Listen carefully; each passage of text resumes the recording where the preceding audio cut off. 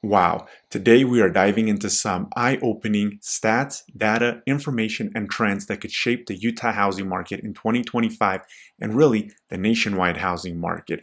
Check this out right here. If you look at that blue line, look at the under contracts just diving down to those lows of 2023 that we experienced. And that uptick that we saw right there in September and October was very short-lived. And then again, you see it diving almost to those lows that we had in 2023. And this is showing some very serious things that could be happening here in 2025. Inventory has also started the year off way higher than it did in 2024, 1,500 units. I'm going to show you that. I'm going to show you what these under contracts are doing and how much more inventory we have right now to start the year. Before we do that, there's something I need you to do for me. Number one, smash that like button. Help me grow this YouTube channel. Help me get this video in front of more people. Number two, make sure you subscribe. That way you're notified when new videos drop. Also, that subscription will help me get this video in front of more people. Three, when you do need a realtor anywhere in Utah, Dinko the Realtor has your back. My contact information is down below. Now again, look at these under contracts. So I want to go over here and show you what's going on with the inventory. Look how much more inventory we have. So you see the blue line is much bigger than that orange line. Now, right here, when we go to this data information, let me pull that up. Here we go. Let me just remove let me see if I can stay on screen here. Yes, I can.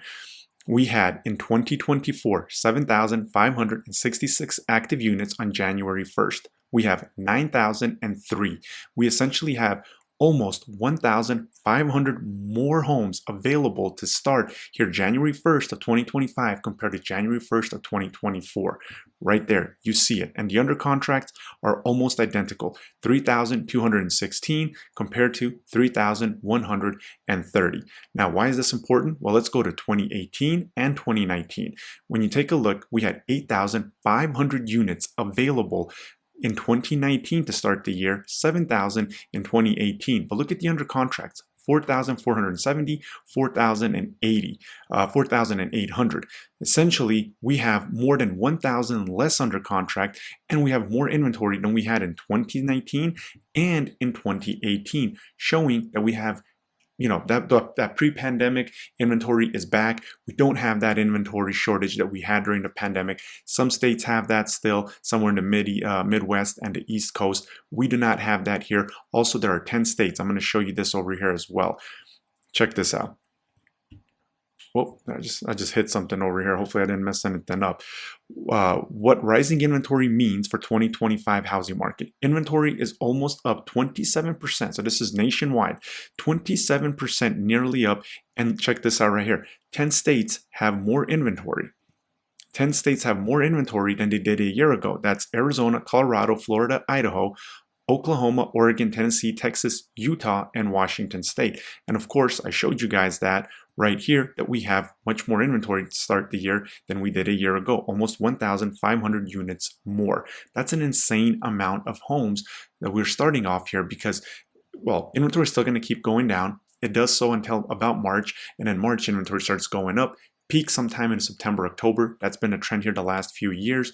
And then it starts going down as the holidays come, winter, and then the spring comes, inventory starts going up. Now that 9,000 is very important because every single time since 2022 and 2023 and 2024, the shifting market, where it starts becoming more of a buyer's market, was Memorial Day weekend.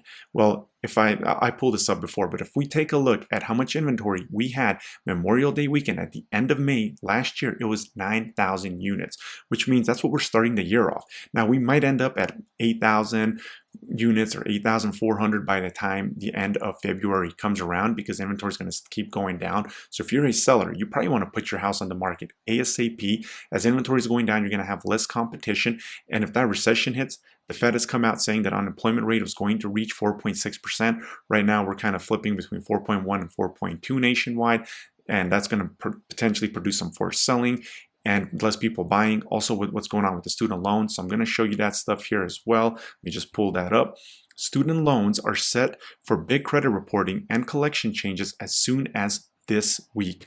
All of those borrowers that were not making their payments, that were actually behind and showing as defaulted on their student loans. Remember, when the COVID pandemic came around, the government stopped these reportings, and also whoever was behind, those reportings were removed, and then there was all that stimulus money passed, people paid off their debt, and they replaced those monthly payments with a car, potentially even a house, and it was not being reported on their credit score. Well, now, starting this week, that potentially could change, as we could see that reporting happening as early as this week. Now, who knows what the what's going to happen? This has been something that's been kicked down the road. The can just being kicked. Same thing with the national deficit spending, the ceiling. They keep kicking it from 2022 to 23 to 24, now into 25. They kind of come to these small resolutions. That's going to be a big one. They're projecting millions and millions. I actually read an article, 7 million people would be showing delinquencies, and these credit reportings would be hitting 7 million, upwards of 7 million people. That is a ton of people that would no longer be able to buy a car or a house, because when their credit score gets pulled, it would be showing those defaults, and it's going to be taking money out of the economy, because now people can no longer roll those monthly payments. It was accruing interest, but it was not accruing penalties. Well, now anybody that's late, even if it's just 30 days, you have to be 90 days late for the credit. I was reading this, for them to report your credit to the credit bureaus. However, 30 days, you're still going to be accruing those late fees. Now, let's go back over here, and I want to show you guys what's happening here. I want to also go over this article here, because somebody actually commented, and I guess I was confusing some people. So, housing industry urges Powell to stop raising interest rates and risk an economic hard landing.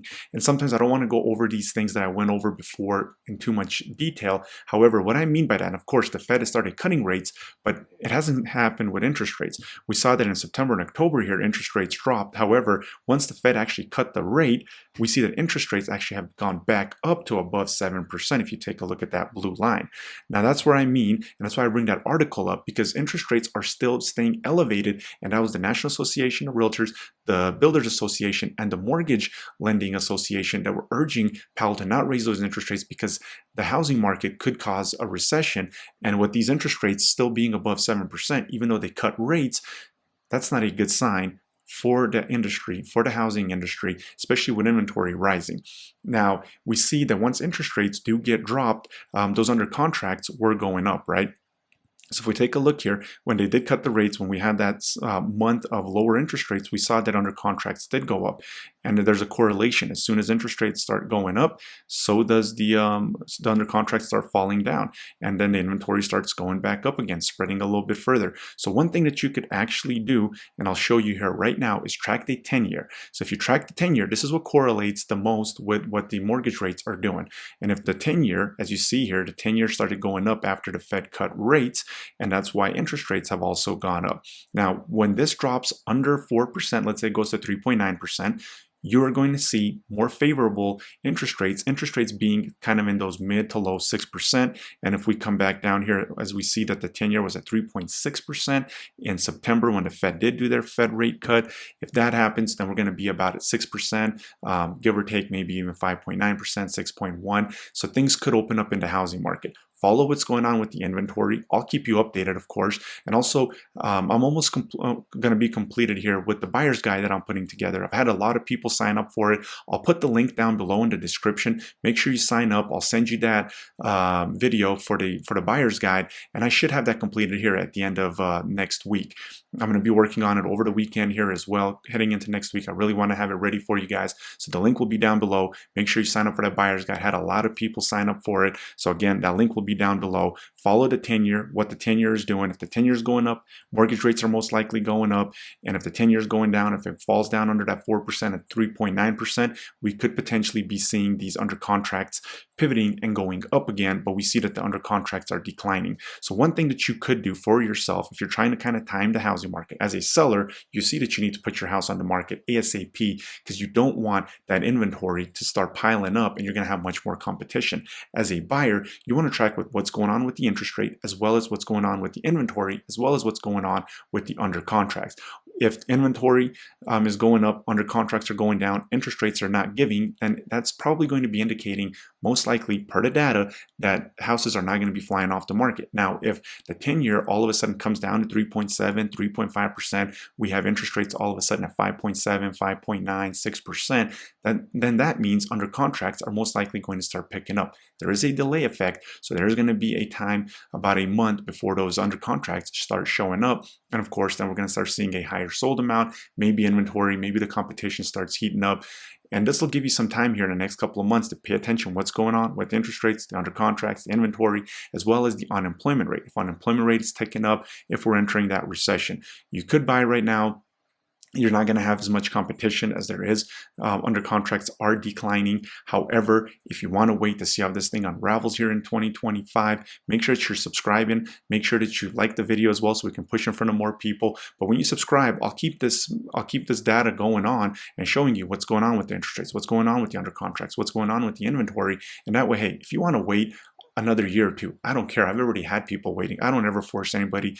I don't have a crystal ball. I don't think I have a crystal ball. If I did, I'd find the next Amazon stock or the next Tesla stock. However, just following the data, following what's going on, the trends have been prices uptick in the spring, they go down in that second half. However, with unemployment going up, with interest rates going back up above 7%, under contracts going down, inventory going up nationwide, and we're seeing it here in Utah, things could be changing. And if all of a sudden we have 10,000 units when Memorial Day weekend comes, if unemployment is going up, if the recession comes, again, you have to make that decision for yourself. I got this data, this information that I'm showing you here. You got to see what you feel comfortable with, what you think.